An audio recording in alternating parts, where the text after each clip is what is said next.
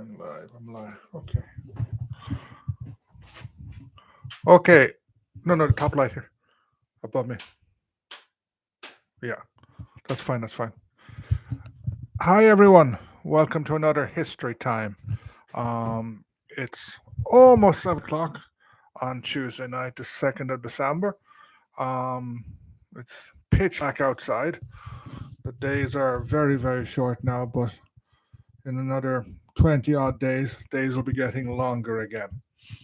Anyway, I managed to make it back to Tuesday. It's difficult to get a single the same time every week, the same day every week.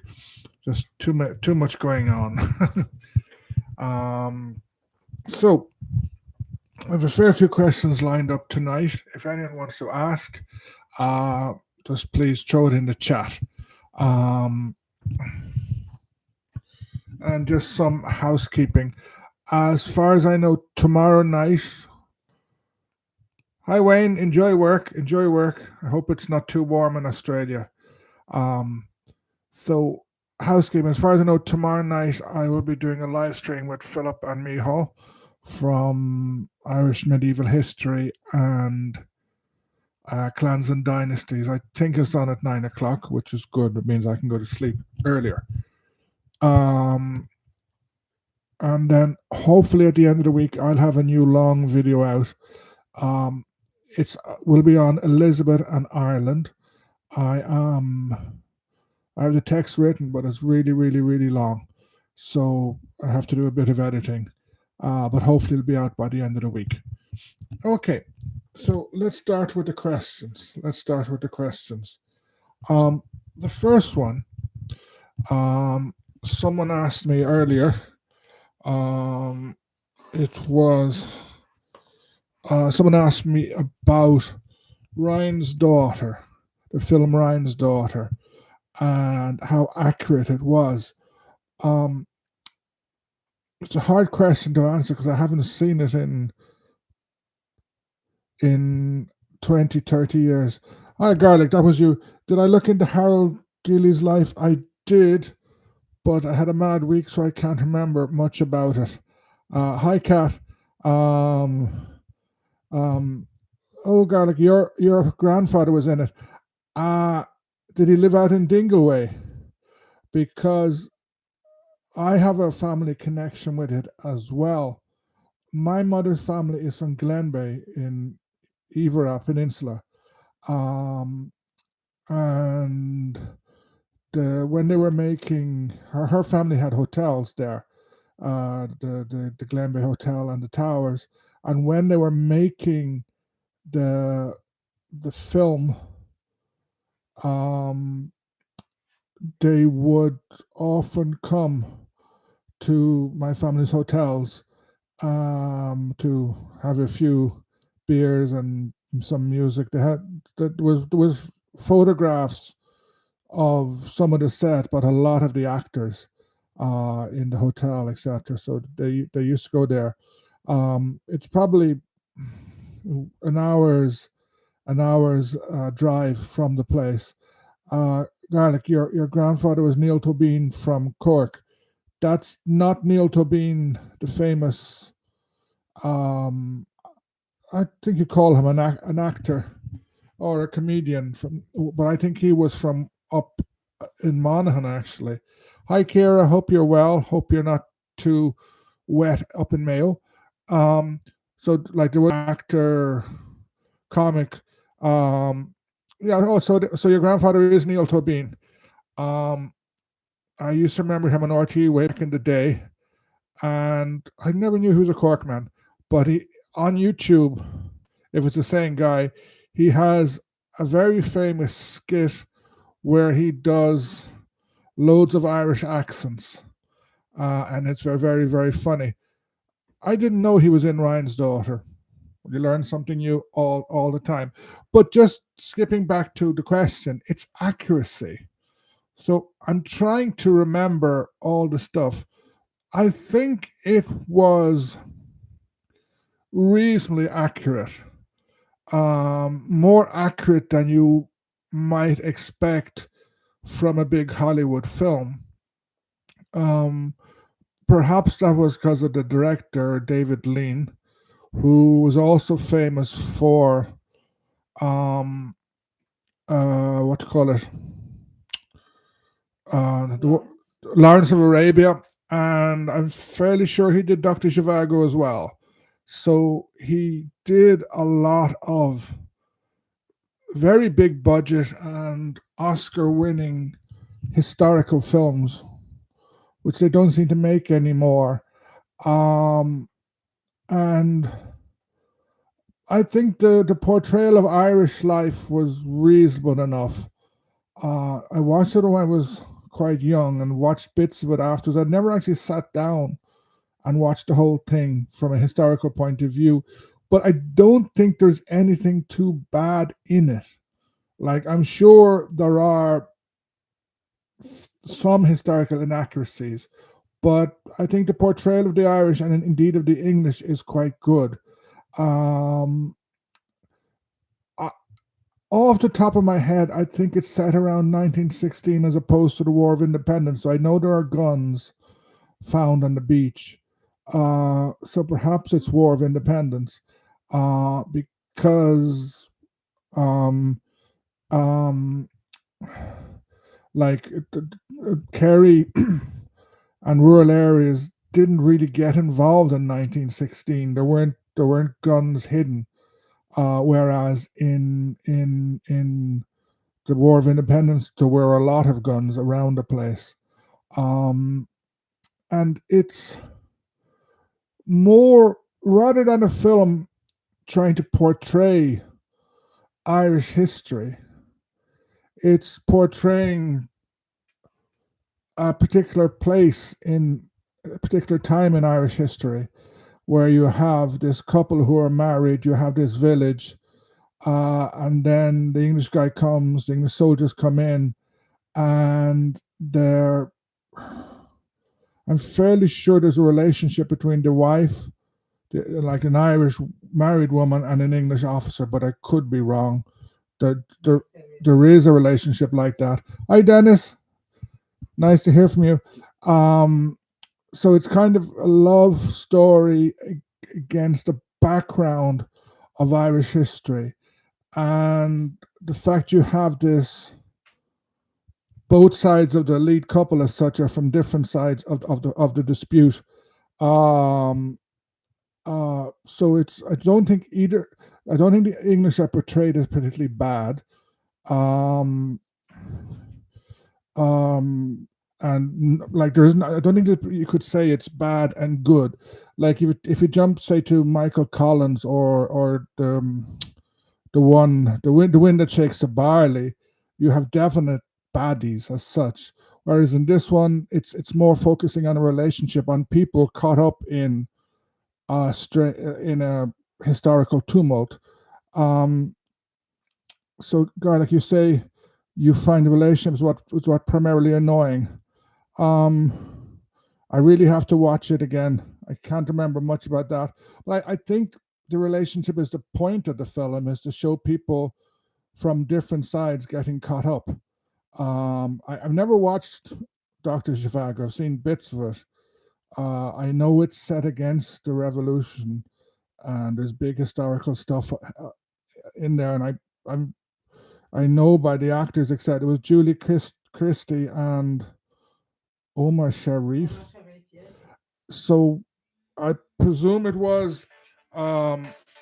it was um, it was a love story, but I I can't remember the details. But I think David Lean is quite good in portraying that. Whereas also David Lean, Lawrence of Arabia is different.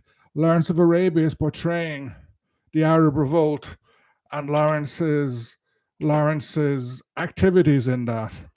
Uh, Sorry, just locking my phone. There's no love story as such in Lawrence of Arabia, whereas in Doctor Zhivago and Ryan's daughter there is. But I think it's a good introduction to Irish history. It shows you a bit about the southwest of Ireland. I know that they had problems filming along the beach because, for once, when they wanted waves and wind, there was none. So they actually had to film waves. They had to go to South Africa to film waves. Um, and they brought in lots of locals as well as um, Irish actors, etc. They brought in lots of locals. And um, Kira, The Hanging Gale. Now, you mentioned that last week, but I haven't seen it. I've had a very tumultuous week. I haven't watched anything, getting my windows changed, and then my daughter had an allergic attack last Thursday night. So that was a bit of a. And then she had trials for Kerry football on Saturday. So I've been running around nonstop. Um, Now, I was about to say something, but I distracted myself. Um, I was about to mention something, but I can't remember what it was. So I would. No, no, Kira, she's okay. It's and now the fact that this was her second one means that this she'll be going to specialists and going fairly quickly. So once we sort, it's good to get these things sorted out rather than hanging. And she's fine. She's gone off to the soccer training now, nonstop. Um, so yeah, like the Lawrence of Arabia is about a fight, is about war, whereas the Ryan's daughter is just about relationships, and I think it's a nice portrayal of an Irish village in a very complicated period, and they brought in loads of locals to act and to get involved. If you go out to Dunquin, uh, and if you go into the bar, it's the only bar in Dunquin, Kruger's. It's a surprising name to find in one of the most Irish speaking areas in Ireland, but the bar is called Kruger's. You'll see a lot of photos from the film because they were based around there. They built a village around there. So I would say it's a good start. It's a good start. Um, Now, sorry, I'm just going to look at my list for the next question. Or someone else asked a question. The Hanging Gale. I haven't seen it yet. Yeah. So I'll move on. The second one, uh, I have seen a couple of times in the last couple of weeks a very strange video on Facebook using AI about round towers. And whoever made it, the AI was so good that many of the round towers are actually square, which is a bit bizarre since they're called round. So they should be round. And if you know your history or archaeology, you'll see all round towers are round. Um, and this video is trying to advance the theory that round towers are more than just towers. I can't remember what they were saying. It could have been that they were some sort of signal thing or power source, one of these mad things. But they were essentially, a lot. You see that occasionally around towers. People try to make them into something more mysterious than they were. Um, and that includes history because when I was in school, we were taught that round towers were places of defense, and the monks used to climb up into them and pull up the ladder after them, and then the Vikings wouldn't know what to do. Whereas, if you think about it, if you are attacking a monastery and everybody runs up this tower and just sits up there, that's good for you because if you want to take prisoners, are all up there, and you know people who can cross the ocean in a small boat, a smallish boat, who are used to fighting and raiding, etc. They're very good at setting off fires and attacking buildings and stuff. And round towers are not that defensible. Uh, they could have been used for hiding things, but their basic function was much more simple. Um, and for a long time, it was given away in the name in Irish. The name of a round tower in Irish is Clíoch, which means clock house or bell house. So essentially, the round tower was for ringing bells. It could have been used for storage below, but there was nothing mysterious. And I just find it interesting that people until now will make videos like that AI one I mentioned about the round towers, trying to make something mysterious. And even historians themselves um, go discuss quite a bit, especially in the 19th and early 20th centuries, about what they were. And they never looked up the name of them in Irish, or the name explains what they are. Um, it's something I find funny. So, like round towers, there are a lot of them around the country. Most are damaged. There are, I think, there's only two that have that, like the cap that's on them. One of which is in Glendalough, and the one in Glendalough, the cap was put back on in the 19th century. Um, there are lots I know in outside Killarney. I had though there's the remnants of one. It's probably like 10 meters high or something. So it's half at least is gone. Other ones are only a few meters high. Some in a few good places you have ones that are almost there. Um, I find them quite interesting, quite nice to see because you can see them from a distance. They stand out. They make a good picture. But as the name says, they were clock houses or bell houses. Now, just in relation to the Irish language, that made got me thinking. Um, you, the Irish language is doing a bit of a is going through a bit of a comeback at the moment. It is fortunately seems to be getting more popular, more spoken, um,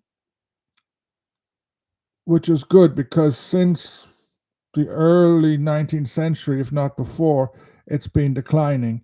Since the famine, it was in rapid decline. Except that history is a bit too simplistic. The language went into a rapid decline with following the famine, but it recovered a bit. And you could say in the last decade of the 19th century and the first decade of the 20th century, it recovered significantly with the what they call the Celtic Revival and then the Gaelic League. So there was a whole Irish language revival before the First World War. And many people turned back to Irish, were relearning Irish, etc. It was a cultural movement. It starts as a cultural movement, like for example Douglas Hyde, who was one could have been the founder of the Conor na Gaeilge, the Irish League. He and also the first president of Ireland. He was his father was he was Protestant. I think his father was a Presbyterian minister in Cavan, I think it was. So he was not from a Gaelic Irish background, but he fell in love with the language and did a lot of good for it. You have Owen MacNeill, who I mentioned last week about the Border Commission, uh, who was a very good Irish academic. He did loads of good work on ancient Irish law and ancient Irish history. And you have lots of other people. So the Irish language revived quite a bit. Um, Fortunately, in Ireland at the moment, the 1901 and 1911 censuses are available online, or most of them are, because there are some missing things. And then sometimes uh, names are put down badly. I know, for example, I had difficulty finding my grandfather because his name was Hugh. No, sorry, his name was Fergus, but they wrote Fergus down, I think, as Hugh. It was when they transcribed it, but I found him through his sister. And my my mother's family, her father and her grandfather, they were in Carsavine, in Killorglin for both those censuses, and they're down as Irish speaking, Irish and English speaking. Um, so And between 1911 and 1922, not much would have changed. So in 1922, when Ireland got independence, uh, from Killorglin down, the whole of Iveragh Peninsula would have been Irish speaking. My mother grew up in Glen Bay. She was born in 1938. So in the early 1940s, when she went to national school, they were treated as a Gaeltacht. So there was still a lot of Irish in Glen Bay. Nowadays, in the Iveragh Peninsula, the Irish speaking areas are part of Ballinaskelligs, part of Caherdaniel, Caherdonal, and Drummond. It's three small areas. There was a large Gaeltacht until 1962 or something when the government broke it up into small ones, which was a disaster. But this is a long way to ask a question. Um, the South Kerry was Irish speaking when Ireland got independence. The Irish language, even with a bit of revival in recent years, is hanging on just about in South Kerry. Why? What happened to the Irish language? And then on the other side of the family, my father's family was Dublin working class. His grandfather was born in a tenement in near Stephen's Green. Uh, when he was born, his family had two rooms, and his father, my great grandfather, died sometime between 1901 and 1911. And in 1911, they're living in one room in the same tenement. Uh, yet, my my grandfather and his sister, my great aunt, were both very big into Irish, and they both knew Irish. I learned about 10 years ago from my aunt, my dad's older sister, because my dad is dead, that she actually only learned English when she went to national school. So for her first 4 years, her parents spoke only Irish to her. And this would have been the early 1930s. Um, and that would have been common, like in the 1910s. A lot of people in Dublin, in the cities, in the towns, would have been putting great emphasis into Irish, the Irish language. If you study the history of those who get involved in 1916, in 1919, in 1920, etc., so many of them were involved in Irish language activities, like um, Thomas Ashe, who he was involved in 1916. He was sentenced to die, but he didn't get executed. But then he died in, I think, 1917. He went on hunger strike, was force fed, and died. He got involved in politics through the Gaelic League, through the Irish language. So you have this huge energy in favor of Irish, but it gets lost. What happens to it after 1922? Um, I know if you many people when they talk about it, they'll say, "Oh, post-colonialism, oh, the British, etc." But it's hard to blame the British because we kicked them out. The South was independent, but language didn't. The language declined, and I know there was an attempt to. Initially, the government pushed Irish. Um, like Garlic is saying something. My grandfather was born to Gael Skull in Cork City, had the same experience, only read in Irish, and he went to national school at 6, where he first encountered English. Yeah, so you get independence, but Irish declines despite attempts by the government. Like I found my grandfather fought in the IRA in the Civil War, and then he ended up in the civil service. And I found some of his notepads and stuff, and his name is all in Irish in the old script. Um, and Irish was heavily pushed in school, but it went into decline. And I think there are various reasons for that. In part, there was an incorrect association between Irish speaking and poverty. Yes, many of the Irish speakers were poor, but a lot of them weren't. Like a lot of the Irish speakers from 1922 onwards were in government. De Valera, okay, 1932. But many of the Common Gael peoples, Michael Collins, I'm fairly sure he was an Irish speaker. Um, Many of these people who had been Owen MacNeill, etc., they ended up in government. Douglas Hyde was the first president. Um, but another reason I think was the idea of Gaeltachts, whereby the government tried to cut off and preserve or maybe put in a museum the Irish speaking areas, which again tended to push the Irish speaking as something associated with poverty. Whereas for a very long time in Ireland, there's more Irish speakers in the city, especially in Dublin, than there are in the Gaeltachts. Because I think the Gaeltachts, there's a couple of 100,000 at the most speaking Irish, if even that. Whereas in between Dublin, Cork, Limerick, and Galway, there's more than that. And the Gael skulls have been doing really well. Like where I went to school for in a Christian Brothers school, Oatlands. Oatlands is also the Christian Brothers from there. They also had an Irish speaking school, Coláiste Owen, and Coláiste Owen, the boys' school. It shared the same grounds, but it was with Coláiste Isagon for girls. And I think Coláiste Isagon at the moment is in the top two or three schools for leaving cert in Ireland.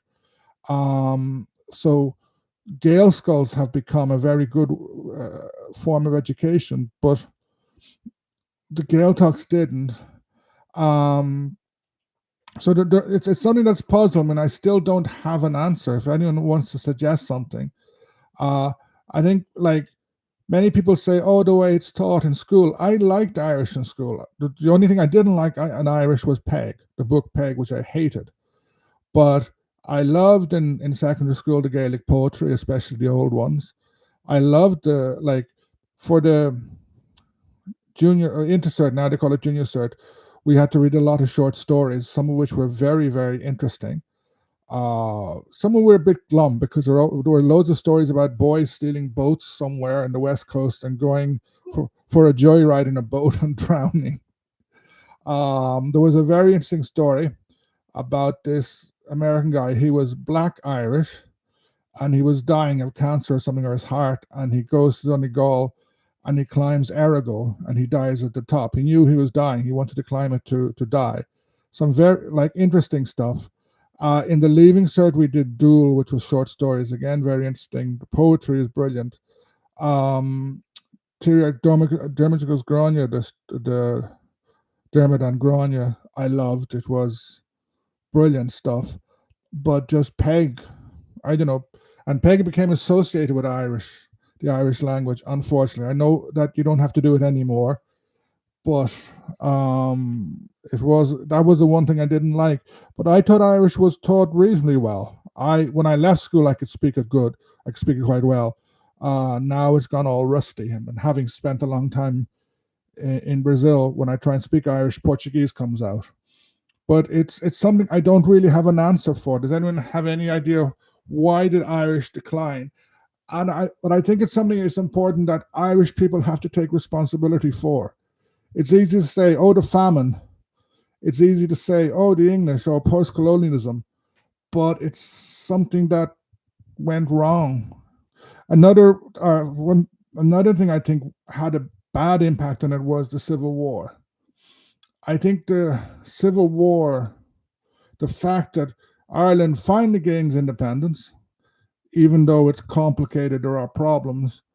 Um, and then there's this Civil War in which there are atrocities on both sides, but the government forces, especially in Kerry, but not only in Kerry, commits a lot of atrocities. There's a load of people executed. The Free State government executed more than than the English government did in the War of Independence. I think that left had a very bad impact in many areas of Irish society. And my gut feeling is, um, that the Irish language suffered from that, because one, for financial reasons, the Civil War left a big debt. A lot of infrastructure, especially trains, had to be rebuilt. Money had been spent on guns that should have been spent on better things like jobs. So emigration continued very high, especially from the poorer areas, and the poorer areas were the language speakers. Middle class Irish speakers could get jobs, but something happened with the Civil War. It left some sort of hangover, which an infection which affected the Irish language. Kira, any information on Jewish communities in Ireland? Wasn't 13 Jewish families expelled from Limerick? Um, that's the Jewish pogrom, except until about 6 months ago, I said, yeah, there was some sort of mini pogrom. No one was killed, but people were expelled. But uh, this would have been in the 1920s. Um, but I'll come back to that because I read about that recently, and it was more of a boycott, I think, pushed by a priest. And then some of the families, they left Limerick, but they didn't leave Ireland. Like they just moved elsewhere. So it wasn't a nice thing, but I think it was more a priest being over pushy, and like you could take, there were examples like, when I was young in the 1980s, I'm fairly sure there was a woman who was, it could have been I think she was a primary school teacher, um, um, who who wasn't, either she was divorced or separated, or having, like her partner was separated, or they were just living together, not married. And the parish priest, who was also, as still happens, the what you call it, the chair of the school, the national school, fired her, because of her living in sin, to use what they used to say, and she lost in court.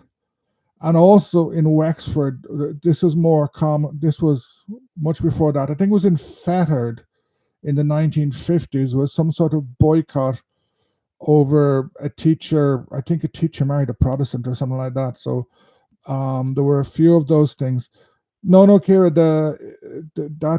that program as such, or people say program, but it wasn't that, but it was modern. It was modern.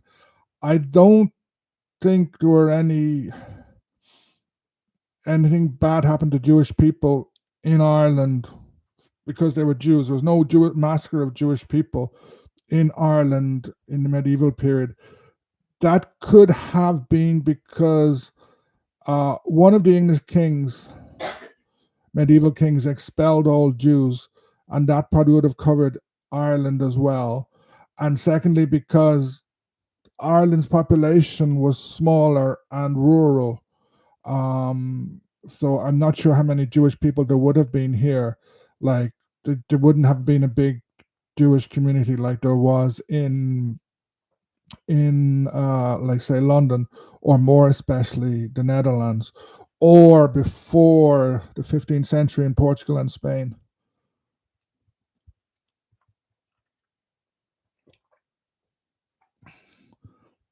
Okay. Castlebar librarian was Protestant in New Free State. Huge objection and outward to her. That I didn't know. That I didn't know. Um, yeah, you would have found stuff like that all over the place. But on the other hand, my uncle-in-law, sort of my aunt's husband, he Okay, he was born 1929, Catholic. Um, he went as a teenager. I don't think he even did the leaving cert. He went probably at 16 to work in Guinness's, and he worked his way up, and he became accountant of Guinness's in Dublin. Um, and he was probably one of the first Catholics to go that high in Guinness's, because Guinness's was known as being very Protestant until very recently. And it wasn't the only one. There were a few big traditional Anglo-Irish companies that were Protestant, and their directors were Protestant. The common workers would have been Catholic because there weren't enough Protestants in Ireland to do that. Um, and yes, like I think if you in the beginning of the Free State and then the 1950s and occasionally later, there were parish priests and priests who sometimes went a bit crazy in attacking things. Like I remember there was, I actually don't remember. I read about it because this is even before my time. It was on the Late Late Show in the late '60s, I think, and a lady was talking about having been married or something, and Gay Byrne asked her what color nightie, something like that. What color nightie? What did you wear on your wedding night? And a bishop freaked out about this and made a big uproar about it the next day. So I think if you Google the bishop and the nightie, you'll find you'll find the story. So that went on for quite a bit, and like yeah, those those things those things did happen. You also had the fact that I think until 1972, there was the marriage ban. So in the civil service and public jobs, if a woman got married, she would resign her job.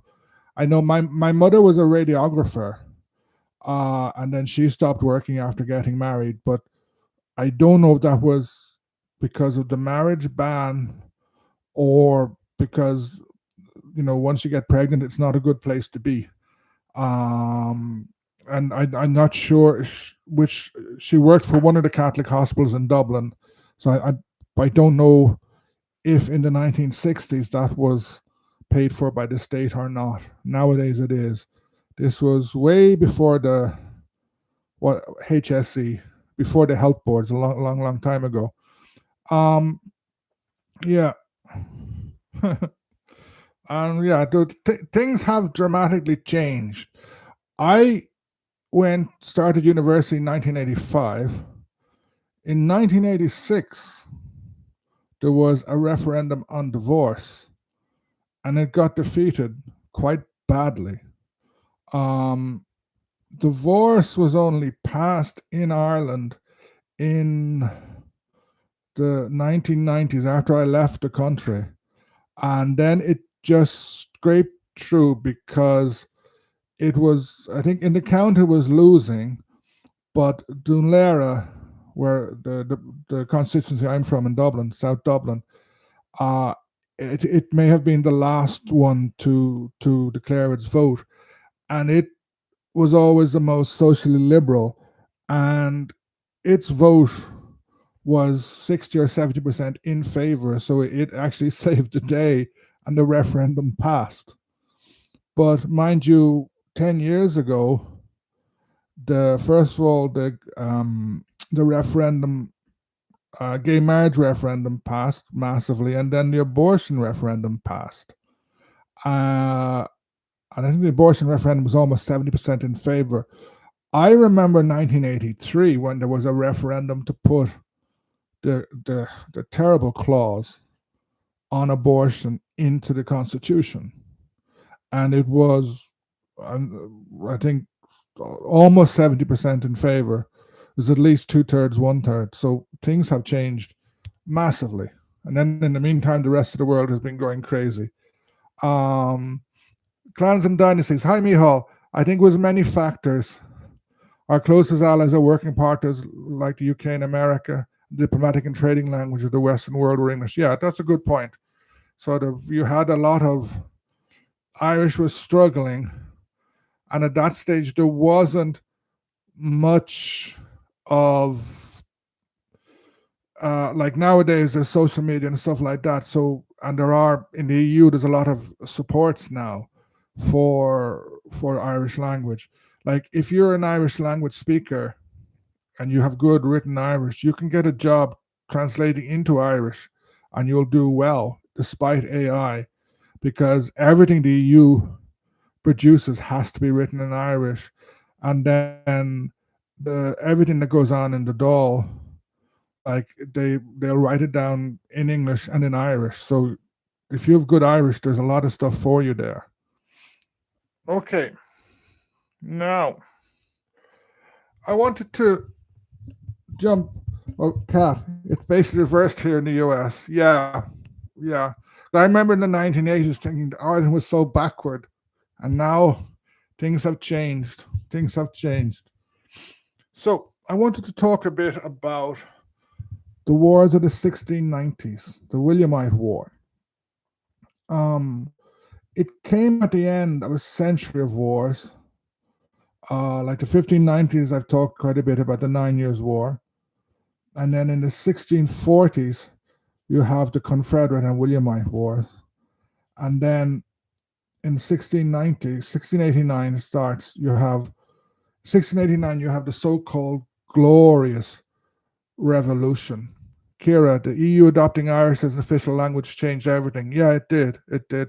But I think the internet and stuff like that has helped, has has had a big impact. You can find, like, first of all, T.G. Caher, having an Irish language TV had a big impact. And now with the internet, you can find Irish language fairly easy. If you go onto TikTok, you go onto social media, you can come across a lot of Irish.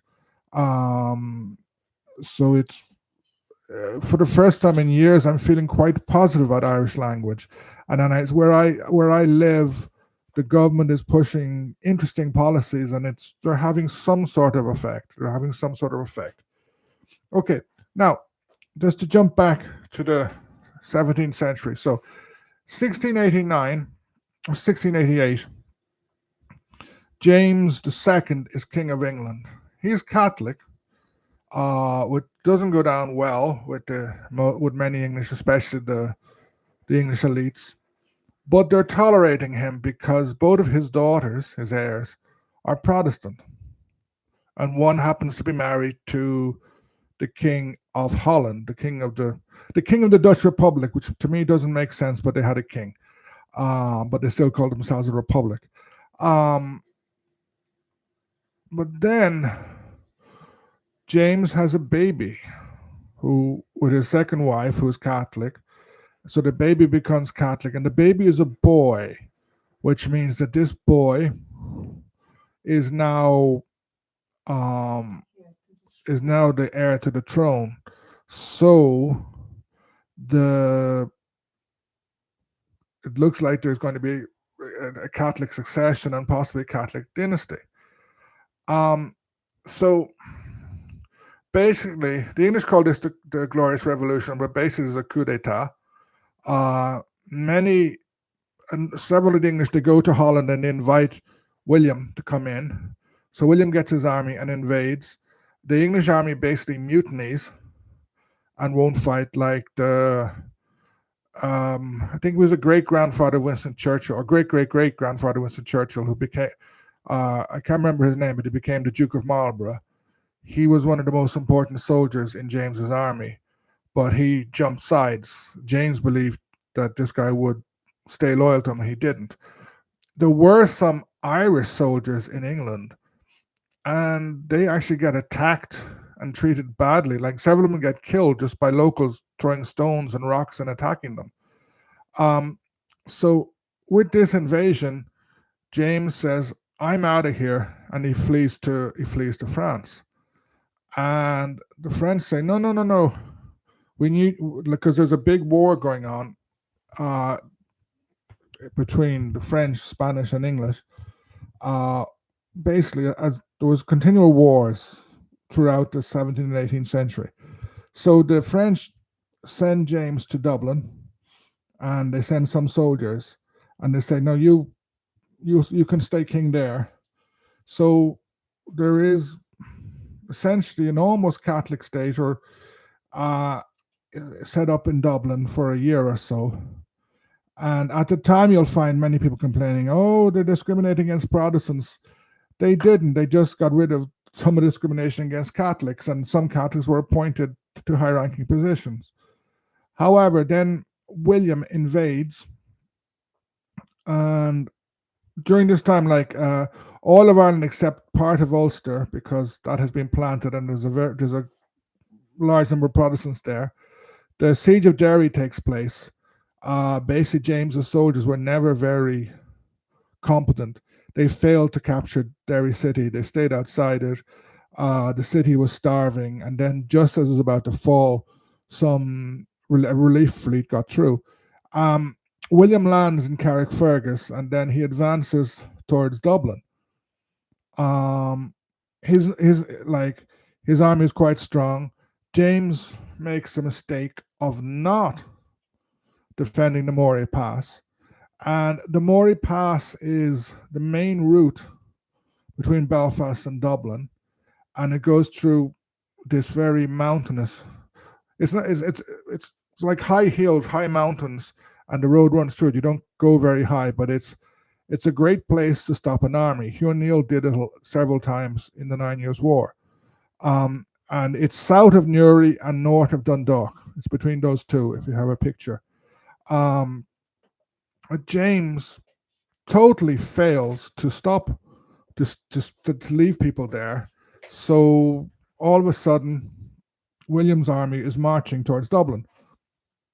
Now, the only physical barrier, once you reach Dundalk, the only big thing in your way to get to Dublin is the Boyne River. So James sends his army up to the Boyne. Um, he's heavily outnumbered by William, and then William basically outmaneuvers James and crosses the Boyne. And the famous Battle of the Boyne takes place. Um, and then James, apparently, people say he was the first to get back to Dublin with news of the defeat, and then he basically left. He went back to France, and the Williamites sweep through much of the rest of the country, apart from the west. And then you have the the the more French. Hi, Jesse. Don't worry, don't worry. Um, I'll come back to your question, Kieran, in a couple minutes. Um, more French soldiers come along, and then once James leaves, his army gets better, which I say is not the sign of a good general. Um, and they hold Limerick and Galway. They hold the west side of the Shannon. There's fighting at Athlone to cross it. There's a big battle near Aughrim, where it looks like the Irish or the Franco-Irish are about to win, except at a key moment in the battle, the commander of the Irish army, who was French, Saint Rout, he was killed. They say his head was blown off by a cannonball, which I think is true. And then when that happens, the battle changes completely, and a huge amount of Irish are killed.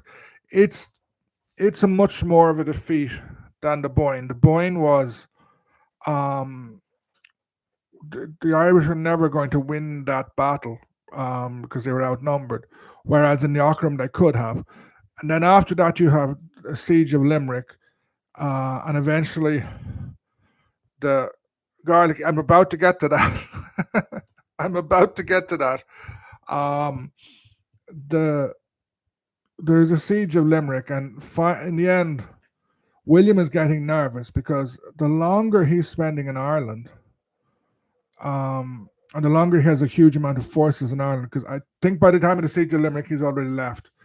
because the French are all happy that William and his big army are in England because they're having great fun in Europe, winning battles.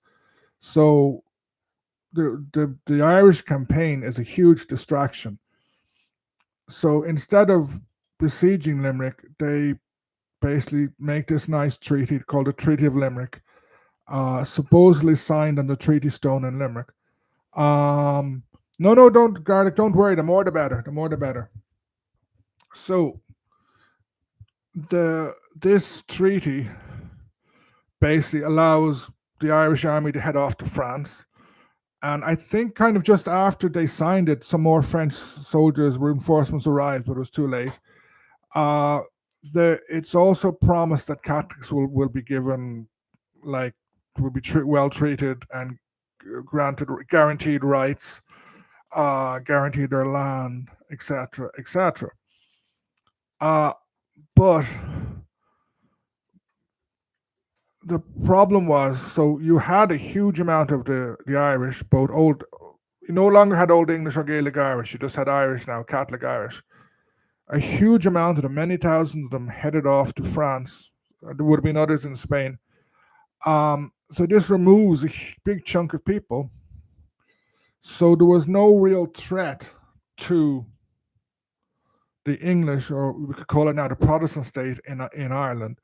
So very rapidly, the new parliament in Ireland, which is Protestant, passes. Yeah, they were able to keep their arms. They basically, the English just wanted, like William and his generals, they just wanted to get rid of these guys. So they they they just got on boats and headed off to France, bringing their guns, etc., with them. Um, so they were gone, and then the new parliament in Ireland rapidly passed a series of laws, which come to be known as the penal laws, because they were designed to punish the Catholics and the dissenters, in a way, the non Protestants who are not part of the Church of Ireland, the non Anglicans. So as these laws come in, so Catholics, instead of having their rights guaranteed, the opposite happens. They're forbidden. They can't be in Parliament. They can't be. They can't carry arms. They can't, like. I think you can be a solicitor, but you can't be a barrister. The most important barristers. Um, if for example a landholder is Catholic and one of his children becomes Protestant, they'll inherit a lot of stuff like that, which is designed to smash the Catholics' landholding in Ireland, which had already shrunk a lot because of Cromwell and Elizabeth. And also there were then a lot of those who a lot of people then lost their land. Land was confiscated. Large amounts were confiscated. Even, for example, the Dukes of Ormond, who had fought for the English kings always, one of them found himself um, on the bad side. Like they say he'd become a Jacobite, which I think he had, and he actually had to flee to France. Someone else was then got some of his power, but like this guy fell. That's large amount. Many of the nobles, Catholic nobles, were accused of being Jacobites. And if you actually look at the survivors of the ascendancy in Ireland now, Lord such and such, Lord such and such, many of them are Old English going way, way back, but someone in their family changed from being Catholic to Protestant. More than some after Cromwell, but more than likely in the late 1690s or early 1700s, like the Knight of Kerry who fought with O'Neill. They changed the Knight of Glyn, um, Lord Henry Mancharles's, the ones from Slane, um, Lord Moore, um, from Drogheda, but also from, they were all, they all became, some of their family became Protestant. So land holding changes dramatically. In say 1600, probably, I think it's like 90% of the land in Ireland is held by Catholics. In 1700, I think it's 90% is held by Protestants. Um, I read these laws were often overlooked in the area of military recruitment. Yeah, because there was no law as such that said you can't fight in the army, because they always needed people in the army. And until the late 19th century, um, people who joined the army as like privates, they were regarded as the scum of the earth in a way. They were often people who had committed crimes, or they were very poor. And the the government didn't really care about them. If these people died, it didn't matter that much. Like in Rome, although the English kept seeing themselves as new Romans, in Rome the traditional picture was you join the army, you stay 20 years in the army, and then the Roman state will give you land and some reward when you finish. The In the English army, no. That's why you can see in traditional engravings, like there's veterans who have had their legs blown off and something like that. They're begging. They're begging.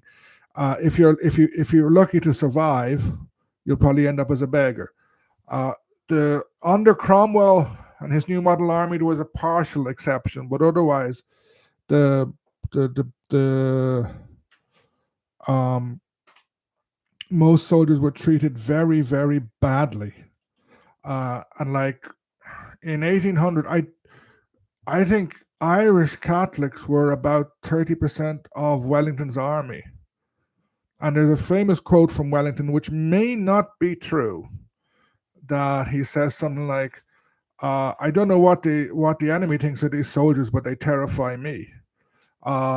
Because they weren't well paid, and their pay didn't always came.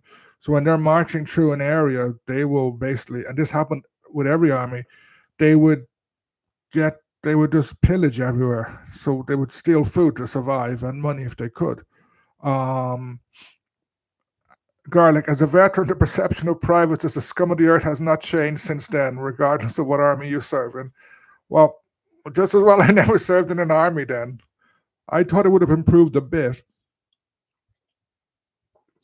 because I know, there are um, some rewards for being a veteran. But back then, there were not many. I think the only thing worse than serving in the army was serving in the navy, which is why, like in many navy places, there was press gangs, etc. And you have many Irish folk songs. Like there's a famous one, Arthur MacBride. I know Paul Brady sings it, and he used to sing it with Planksty, or he sing it with Dave.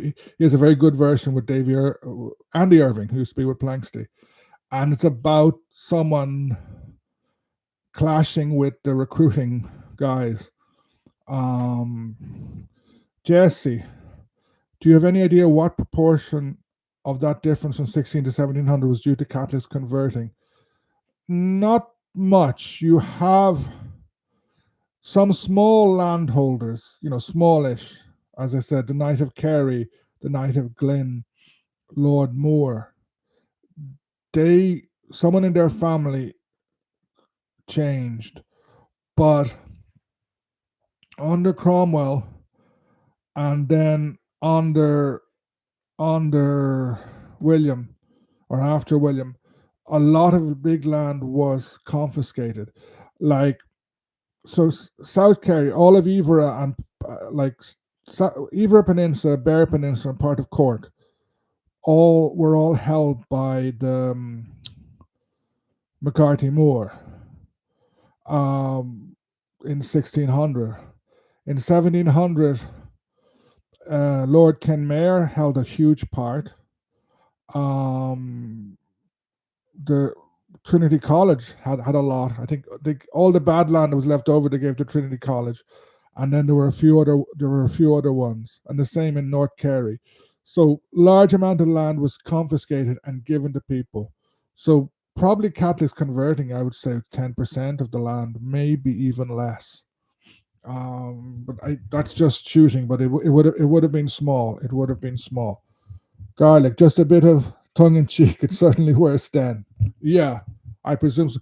And then one big difference would have been medicine, because um, if you look at the amount of people who died from wounds before the First World War, it was massive.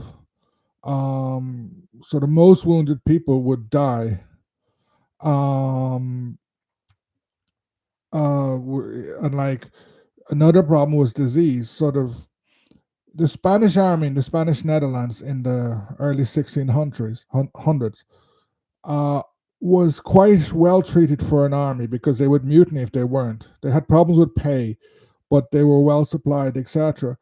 They still had like 1% of them, when there was no war, 1% of them would die a month from disease, etc. The English army, probably it was much higher than that when it came to Ireland in the 16th and 17th century. That this was huge, like the amount of people who died from disease or from wounds. And then once penicillin and stuff comes in, uh, it's completely different. It's completely different. The soldier, an army can go to war and come back with not suffering that many. Was intermarriage between Catholics and Protestants anyway common in Cork in the 1800s? Um, Good question. Um, Probably at a higher level, more the social elite. To an extent, it was, and it would depend on the part of Cork. For example, Daniel O'Connell's uncle, Hunting Cap, the smuggler, he used marriage as a way of socially ascending his family. Um, Often with Catholics, but sometimes with Protestants. And then, there would have been some, and then a lot would have depended on priests and stuff like that. Um, when you had, say, for example, large numbers of soldiers or Coast Guard, etc., it probably became more common. Um, but if there was conflict over land and stuff, I'd say it would have become very much less. And I know that parts of Cork had a large Protestant population in the 19th century and early 20th century. And I think now, but to a lesser extent. I don't know the full reason for why that particular area. Um, but, and I know in Dublin, until the 1920s, there was a Protestant working class in Dublin. Like Sean O'Casey was Protestant working class. And that essentially disappeared with independence. Like I think many of those Protestants would have, their children would have married Catholics, so they became Catholics. There was no reason for them to stay Protestants.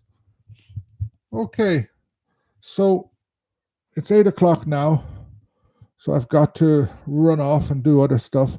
But it was a nice talk. If you feel like submitting questions, just send me any way on any of my social media or on YouTube. Any questions you feel like discussing next week.